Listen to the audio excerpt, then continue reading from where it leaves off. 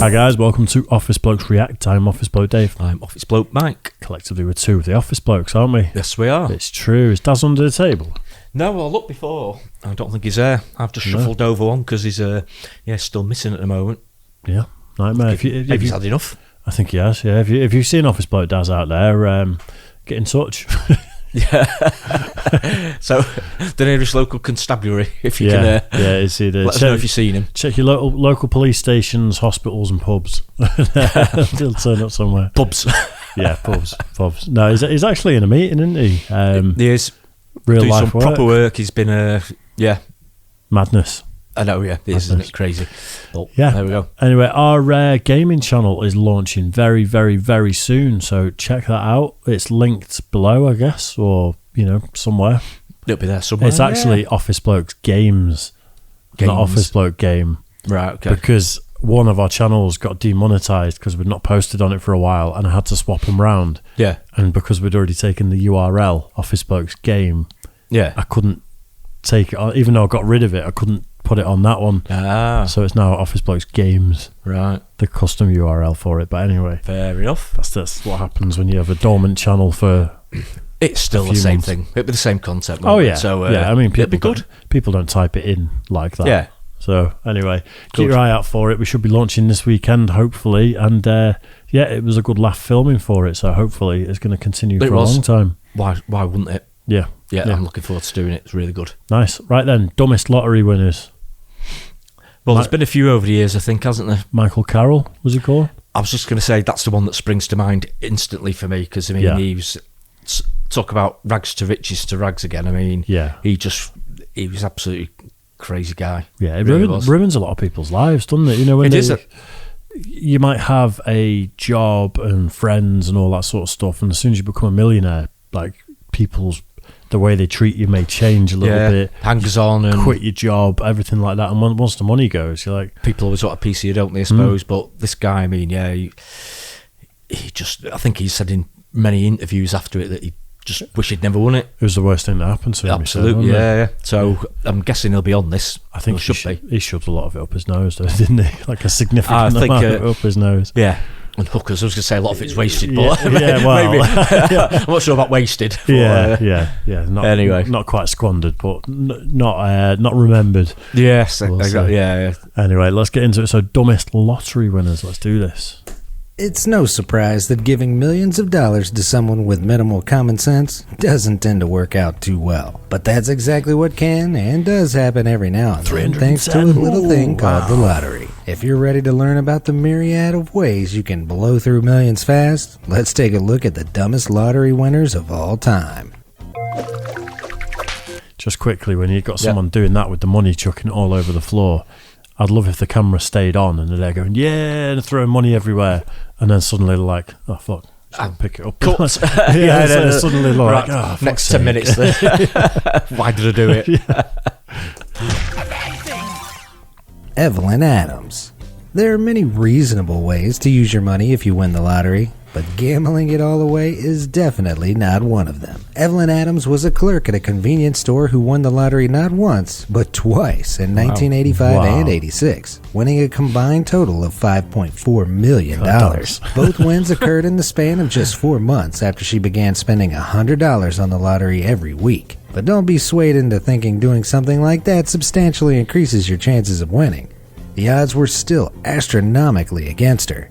She just got extremely lucky. Evelyn's big wins paid out at $218,000 a year rather than all at once. But this inability to blow it all in one go wouldn't stop her making some colossal mistakes. After giving a lot of her winnings away to family and friends, and losing huge amounts on failed business deals, she decided it was time to hit the tables. She became a regular at Atlantic City's finest casinos, and was someone the owners were overjoyed to welcome in. Not because of her personality, but because she was unlucky enough to lose every dime of her lottery winnings on the tables, lining the casino owners' pockets in the process. As they say in Vegas, the house always wins.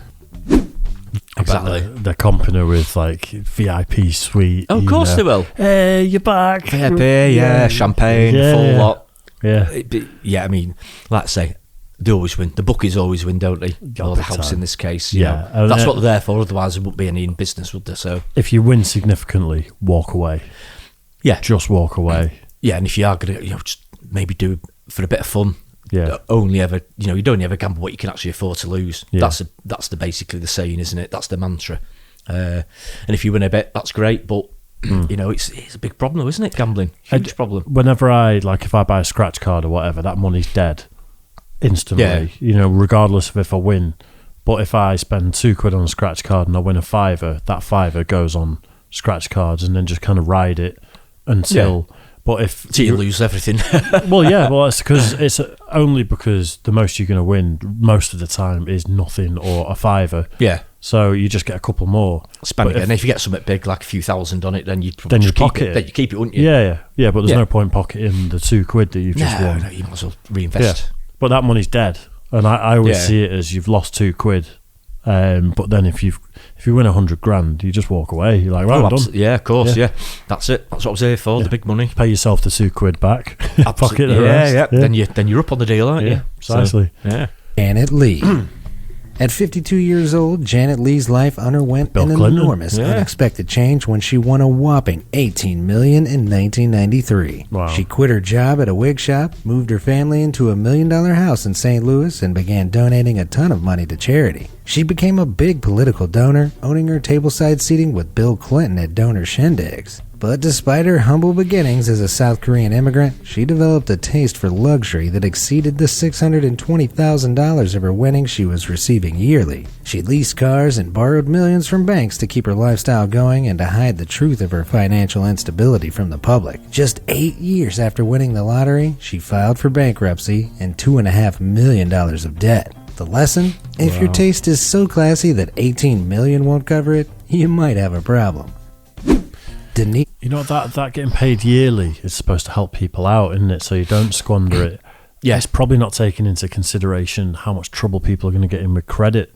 Oh, absolutely. Massively, yeah. I mean, because they go to, credit or banks and stuff like that, and they'll be falling over themselves to lend. If they see like a legitimate lottery win, they're thinking, well, over the next few years, getting $18 million. It's guaranteed, isn't it? It's guaranteed for them. They'll be thinking, I'll have some of that. If you don't handle that right, if you've not got the right mentality, for the next 10 years, you're going to be going, I'm worth $18 million.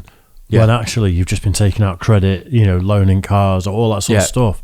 And you'll get to the point where it's like, oh shit, I'm actually worth. And probably not keeping track of how much they're spending, how much they're owing, interest rates, maybe not taken into consideration as well. So at least if you had it as a lump sum, you probably wouldn't be taking credit, and you'd be going, oh shit. You can see the balance going down. Yeah. But then just hire someone to pay someone to just manage it for you. Investments and things like that. Yeah. If you get that amount of money, you've got to really, really be looked after, haven't you, by people that really know. I think if you don't know how to handle money, yeah.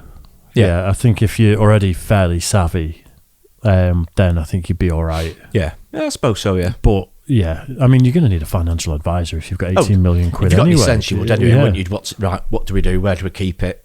Yeah, because you're probably going to want to live off the interest to a degree, aren't you? Where you just which you can do, can't you? You've got that much, of course you can. So, but it's crazy, isn't it? Denise Rossi.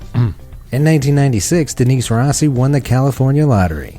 Instead of telling her husband like she probably should have, she kept it secret and attempted to get a divorce with an expedited settlement. Unfortunately for Denise, her husband found out about her win, and the court ruled that she'd failed to comply with asset disclosure laws. She hadn't even disclosed her winnings to her own attorney, who could have helped her hold on to the cash had he been made aware during the divorce proceedings. By default, as per the law, her husband received the entire undisclosed no way prize. Whoopsie. Wow. Americo Lopez. In Sick 2009, a lottery pool made up of co-workers at a New Jersey construction company sent one group member, Americo Lopez, to buy their weekly ticket. To Americo's astonishment, when he did, he found the group's luck had come in. Big time. But for some reason, he decided that $38.5 million just wasn't enough to be comfortably split 6 ways. So he claimed he'd bought the winning numbers all on his own. When his 5 co-workers took him to court, the jury ruled that he'd have to pay each of them a $2 million settlement. The stupidity wasn't that Americo tried to selfishly cash in. After all, it worked. He still walked away with $14 million after taxes. The real stupidity was that he thought his ridiculous lie would fool anyone. But I suppose being believed doesn't matter all that much when you're sitting on $14 million. Bud Post. Why didn't they get just like an equal share? They should have been getting like $6 million, shouldn't they, or something? Roundabout. What was it, 48 between six? I thought it's 38. I thought it was 48, but I could be wrong. Either way, if he walks away 6 with to 8 million, something like that. But 14 after tax, so he's walked away with the lion's share of that. He's getting a lot more. They were getting like 2 million. Maybe it was an out-of-court settlement. Maybe there was more grey area right, because thinking. Wasn't absolute proof, so it was more case of, Because he could have gone and put the syndicate on and bought himself a couple of tickets at the same time. Maybe. And then they could have said, well, how do we know? It's plausible, isn't it? But it's scummy. Yeah. Buy your tickets on a separate day from a separate shop. If you're a part of a syndicate, you've got to have them and you've got to have them. It's a bit greedy. I mean, if you just walk away with like $6 to $8 million, I mean, surely that's enough. They proper investigate it before they pay you out over here. Oh yeah, I bet they do. Yeah, they find out who you are, where you bought the ticket, how you paid for it. They check CCTV footage if there's any suspicion. Imagine. There was 2 guys. What did they win? I think it was $5 million on a scratch card over here. Card. Wow. Yeah, and they just absolutely lived it up while they were waiting for the money. Everything was on credit because they're waiting for the $5 million. Yeah. And the lottery did their investigations into him, and they'd paid for it using a stolen credit card. Wow. And that was it. It didn't pay out a penny to him. I don't know if the money went to the person whose credit card had been stolen. I feel like it should do. It was still a winning ticket, wasn't it? Yeah, it was. But they didn't buy it. It's probably something in the small print saying that you've got to buy it. Non-transferable. And all that. Yeah. So they'll probably look at a way of just getting out paying it, won't they? It'd be sickening though, wouldn't it? Oh, man. But yeah, $5 million and they didn't get it. Wankers. I mean, as a show of public sort of thingy for the company. Yeah. Giving the money to the person whose stolen credit card it was. Yeah. That would a great move, wouldn't it? It would have been absolutely amazing. Yeah. But yeah, that's what you get. When I read that, I was like, fuck yeah. Absolute tosses. In 1998, Bud Post pawned a ring for $40. The lottery tickets he bought with the cash turned out to be the best investment he'd ever make, since he won $16.2 million. Wow. But things started going south when Bud's on and off girlfriend took a third of the winnings, claiming in court she was the one who'd bought the tickets for him. Bud's brother was also out for his money and hired a hitman to try and kill him, which luckily for Bud failed. Christmas dinner must have been awkward that year. Following this brush with death, Bud splurged on houses, cars, an airplane, and a boat. These purchases began to dwindle his funds, which was made worse by constant legal fees resulting from one of Bud's unfortunate habits. That being, blasting his shotgun in the direction of people who came by his house to collect their debts. On top of that, the alimony cost of 6 separate divorces eventually led to Bud spending his elderly years on food stamps with over $1 million in debt. Alex Toth. When Alex Toth purchased the lottery ticket that would win him $13 million, he had a grand total of $25 to his name. He also had a wife, Rhoda, and 6 kids from previous relationships, so that $25 would have really needed to stretch. But when the big win came, Alex and Rhoda decided to spend 3 months living in a $1,000 a night hotel room in Las Vegas. They gambled, shopped, and dined constantly, and visited non-stop live shows, living the dream. But eventually, they grew tired of the Vegas life. They bought a large trailer home in Florida and settled down. But drama soon came a-knocking. In true trailer park fashion, Rhoda accused her son of killing their dog and setting their car on fire after they withdrew his allowance. Not long after that, the Toths filed for bankruptcy in the aftermath of their Vegas adventure. To top it all off, they were convicted of tax fraud for falsifying gambling losses to avoid paying some of their lottery winnings to the government. In the years that followed, the downward spiral continued, and Alex was arrested multiple times for drug dealing and writing bad checks. Eventually, their fortune was so diminished that the Toths had to move in with Rhoda's son, the same one she'd previously accused of trying to kill her dog. After a short while in that less-than-ideal living situation, Alex Toth died, without even that original $25 to his name. Amanda Clayton. It's wrong with these people. Isn't it? Gee. And that is literally, we're rich. So $1,000 a night it's nothing. Not if you've got millions and millions, absolutely. Yeah, but if you're not spending $1,000 a night, you're in the hotels, you're in the casinos, you're probably at the blackjack table putting down like $1,000 a hand or whatever. Exactly, yeah. Bet that cost them a fortune, didn't it? You can in 3 months, you're going to spend millions. Easy. No, I bet you could do, couldn't you? Yeah, in Vegas, easy, without a doubt. Yeah, if you're at the tables and everything. probably losing every night as well. Yeah. You know, yeah, it's going to be a big bill. When I went, it wasn't cash. I don't think it's cash anymore. And I think you put cash in, but it pays out on like receipts, and then you put the receipt in a machine. So essentially, like, you win credits, and then the credits have got a monetary value. So it's like a prepaid card or something. Well, those lines. It's kind of like these receipt things, if I remember rightly, and you go and put it in a machine. And to me, that took all the fun out of it. But it also made it so much easier to lose money because it's not real money. Yeah. You work your way up to whatever in a machine, and you don't see it as, it's not coming out tactile, as money. Right. So you just keep doing that. Yeah. So it doesn't seem like you've got anything in. Mm. Yeah, sketchy. Well, they still do it like that then? I think they will. I think they do that everywhere. Do they? Or in most places now. Amanda Clayton won $1 million in the lottery in 2011, which might seem humble compared to other lottery winners.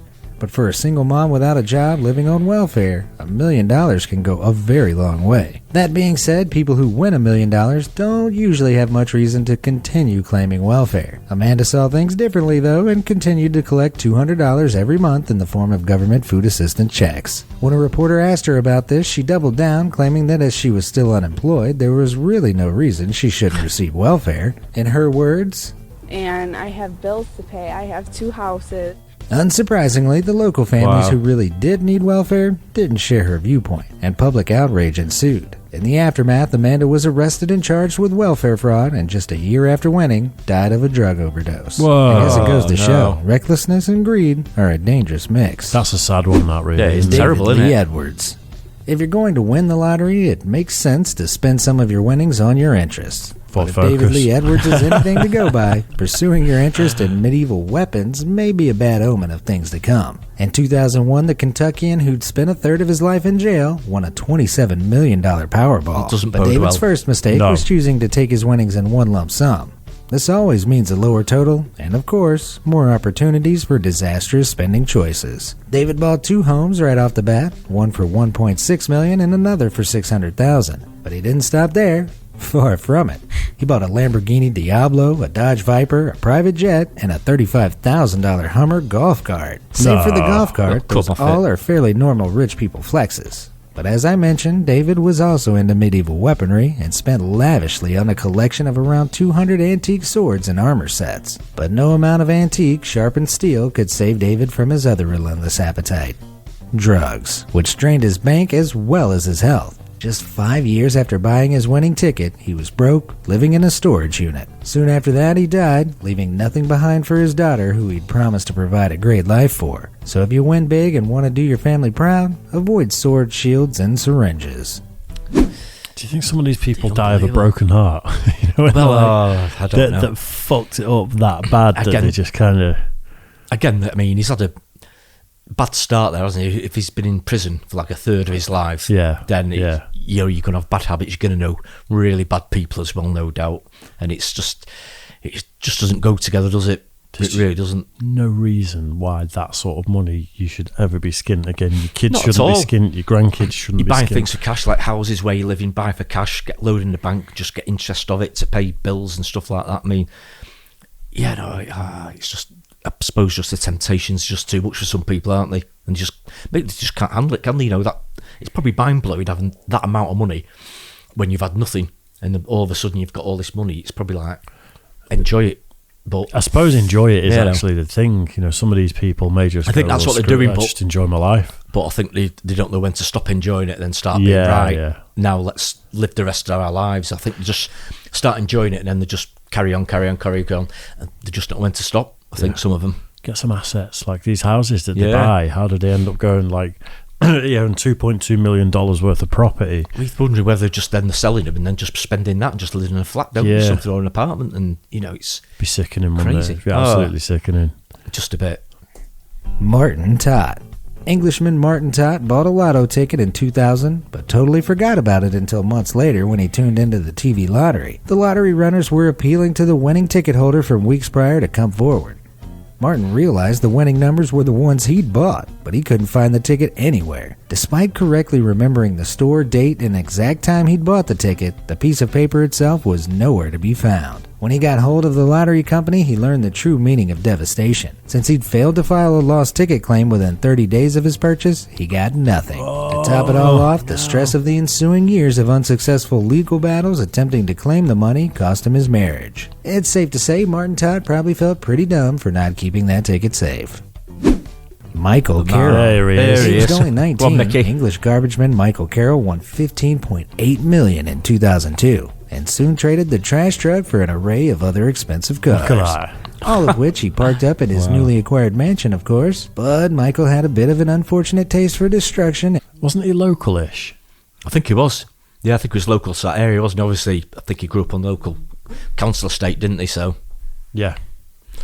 But yeah, I think he was from the area. I'm sure he was. Yeah, that said King of the Chavs on the side of his car. Yeah, not surprised. I think he was, wasn't he? Aggression. He was known for throwing rocks at strangers as a teenager, as well as all sorts of other mayhem. He channeled this energy into the destruction derby site he built in his mansion's backyard, and soon he'd smashed up countless expensive cars, I'm not mad at that, as well as the Yeah, mansion itself. He also began consuming $3,000 worth of Colombian dancing powder on a daily, and his mischievous drug-fueled escapades led to local police setting up a hotline specifically for neighbors with Michael Carroll-related complaints. As the richest nuisance in England, his love of gold, drugs, escorts, and destruction soon saw him totally broke, and he returned to the garbage man life. But he certainly had a good time while it lasted.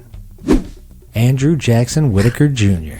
He may share half a name with a former president, but that's about as far as anything resembling presidential wisdom went for Andrew Jackson Whittaker Jr. The West Virginian won an unbelievable $314 million in 2002, but had an odd habit of keeping massive chunks of it in cash form. Because of this, $545,000 that he kept in his car was stolen in a single break-in. More lumps of cash were taken in similar circumstances, but the biggest losses of all revolved around a very familiar type of place: casinos. Andrew had a serious gambling problem, and his big bet losses became so bad that he was sued by a casino for bouncing $1.5 million in checks. With endlessly costly legal battles with other people he owed money to, as well as near constant charitable donations he could no longer afford, his enormous fortune soon dwindled away. The full $314 million was gone in just 4 years. No. But hey, at least he got to keep his cowboy hats. Callie Rogers. You just $114 million. You just couldn't live with yourself, could you? Surely. You look at the amount. What? I mean, he was giving stuff away to charity as well. But yeah, I mean, even so. But that probably means he's buying tables at expensive charity balls and Yeah, stuff. yeah. You know, and being a high roller Yeah. and that sort of charity. Yeah. But that's insane money. That's absolutely crazy, insane, isn't it? To be able to lose it in like 4 years, because I mean, that's no time at all, is it really? Why gamble? You know? You've just won that much money. Just don't. Or if you're going to gamble, play cards with the guys or something. You know, I mean, people do like gambling. It is an exciting thing to do, even if it's like a small amount. Yeah. You know, I can say, but on like the Grand National or something like that, if I won like 20 quid, I'd be well up for it. I'd be like, it'd be great. But the feeling of winning is. You know, I get that. There's endorphins and stuff. Yeah, of course. It's I used to playing slot machines a bit when I was younger, and that. Yeah, same. Only small level again. You know, never went over the top on it, but you know, winning on a slot machine, get 3 up, and get some money coming out. Like say before, that's your money piling out the bottom. It feels great, doesn't it? Oh yeah, I've won like 50, 60 quid in one go on slot machine, on the fruit machines, and when it's all coming out of the machine, so I get that. Everyone goes quiet in the pub and yeah. That's me. So absolutely get it, but it's just so sad. You think some of these people have got gambling problems before they win the lottery? I would guess some of them have, and then that's like he may have already been a big gambler, and it's just gone his way because he spends so much on lottery tickets. I think so. I think that's like the lady before. She was spending like $100. Was it $100 a day or something like that, or a week? I think it was a week. A week, wasn't it? Which again. It's a lot. It's a lot on lottery tickets. It's a lot of money, that is. So, yeah, I think you're right. It's pretty hard to be mentally prepared for a lottery win, especially when you're only 16. I remember but after winning $3 million in 2003, 16-year-old Callie Rogers insisted she'd spend it wisely. Over the following years, however, she bought 4 houses, a bunch of cars, and had multiple expensive boob jobs and other cosmetic surgeries. She also got into the habit of buying gifts in the form of cars for whoever her boyfriend was at the time. Like other winners with a lack of guidance, she developed an unfortunate habit for the, white powdered variety of things, which proved both expensive and unconducive to logical decision-making. Now she's burnt through enough of her winnings that she has to work as a cleaner to provide for her kids. That said, she claims that now, for the first time, she feels like she has everything she needs. That may be true, but I'm sure having $1 million or so still laying around wouldn't go amiss. How would you avoid these pitfalls?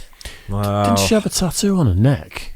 And one of them, and then suddenly they showed her now, and there wasn't one. I didn't notice, to be honest. Oh, actually, like an eagle Was there it? or something. Right, okay, I didn't notice that.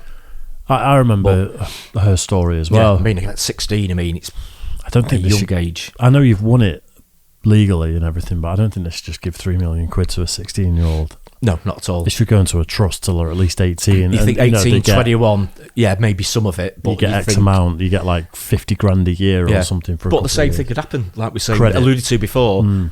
They'd go for credit, wouldn't they? Or the parents would go for credit and, they'd say, yeah, she's got this amount of money coming in such time. I think you're right there. There's always somebody that'll lend you the money if they definitely know they're going to get it back. Yeah. Always. So I had a mate years ago who, like, he had quite rough circumstances growing up. So he was a student. He had a flat that the government were paying for. His student fees were paid for, and he got like a monetary allowance every month because it was quite rough for him, no parents and stuff like that, and everything was kind of there for him. And he inherited 30 odd grand, and it's not life-changing money, but it's enough money that decent rich. Overnight he lost all his entitlement to benefits. Right, okay. So essentially, like, his flat he had to pay for, and rightly so. If you have that sort of money, of course, if you handle it right. But then I think he became responsible for his student debts and all that other stuff. And I think it was the worst thing that happened to him. So all of a sudden that'll just go, won't it? Yeah, after paying his bills with it, and he's paying his student loan, after paying his flat, and he got taken advantage of. Like, loads of people came out of the woodwork suddenly, and you could just see like he was being fully taken advantage of for money. It's a big problem as well, isn't it? And, big, huge problem, isn't it? Ended up skint a couple of years later, and like it's a shame. But you're talking like 30 odd grand there. Yeah, you're not talking 314 million. Yeah, I know. Yeah. Well, but I mean, to be fair, probably most people do handle it okay. I think these days they do get a lot of advice and stuff, don't they? I bet there's a lot of divorces. Possibly, yeah, possibly. But it's just sadly, but if there's 10 million and suddenly it's like, well, I could take my 5 and go and live the high life, or I can stay with you and have 10. Like I can see a lot of people going, I'm out, just taking the 5. I can just see it happening. Oh wow, yeah. But it's just crazy, isn't it? It's a bit sad. It's really sad, especially the one who overdosed, and she was a single mum. Oh, of course, absolutely terrible, isn't it? She's got kids as well, so it's. Bad thing is a lot of this money that they've lost as well is just gambled away. It's just going to the bookies, isn't it? Going to the bookmakers.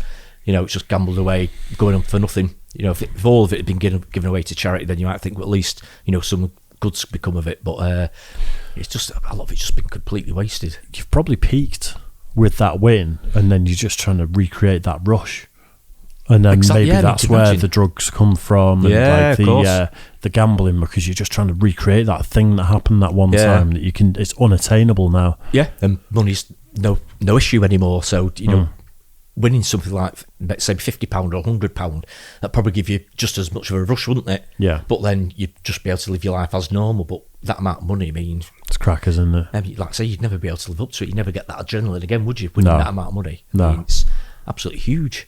Madness. But it's crazy stuff. Yeah, how would you waste your lottery winnings out there if you won? Hookers, drugs, gambling.